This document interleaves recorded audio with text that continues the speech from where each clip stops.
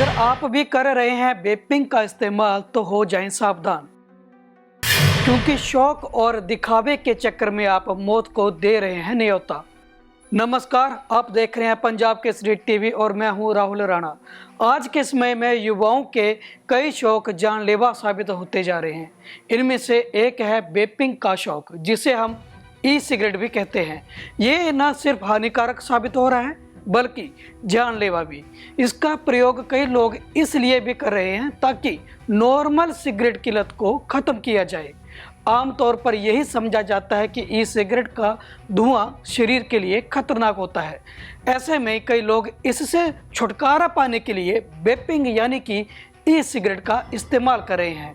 हालांकि वेपिंग का इस्तेमाल करने वाले लोग नहीं जानते कि जितना खतरनाक सिगरेट है उससे भी कई ज़्यादा खतरनाक वेपिंग का आनंद उठाना है।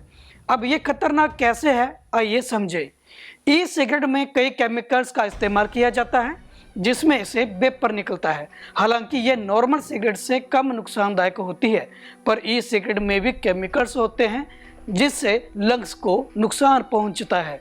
इसके अलावा वेपिंग में कई रसायनों का इस्तेमाल किया जाता है और जब ये गर्म होते हैं तो और जहरीले हो जाते हैं।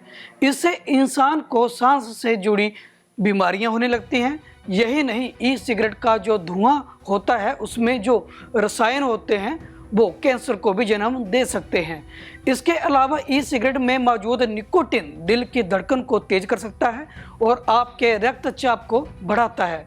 आपके फेफड़ों में सूजन आने का कारण भी ई सिगरेट बन सकता है। ई सिगरेट में बैटरी होती है और यदि बैटरी में खराबी आती है तो ये आग पकड़ सकती है या फट सकती है, जिससे गंभीर चोटें भी लग सकती हैं।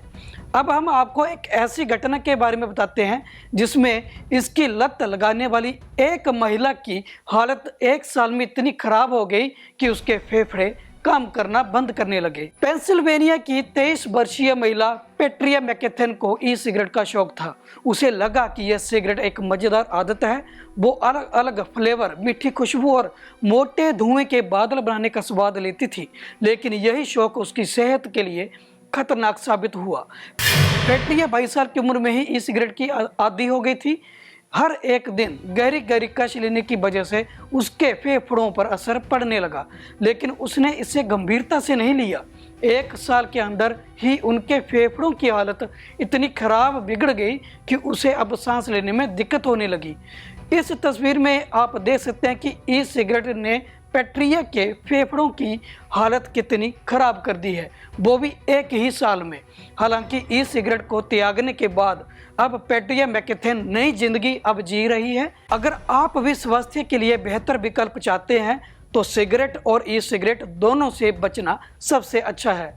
शौक के चक्कर में अमूल्य जीवन को गंवाना सिर्फ बेवकूफ़ी साबित होगा। आज के लिए बस इतना ही, तब तक के लिए शुक्रिया।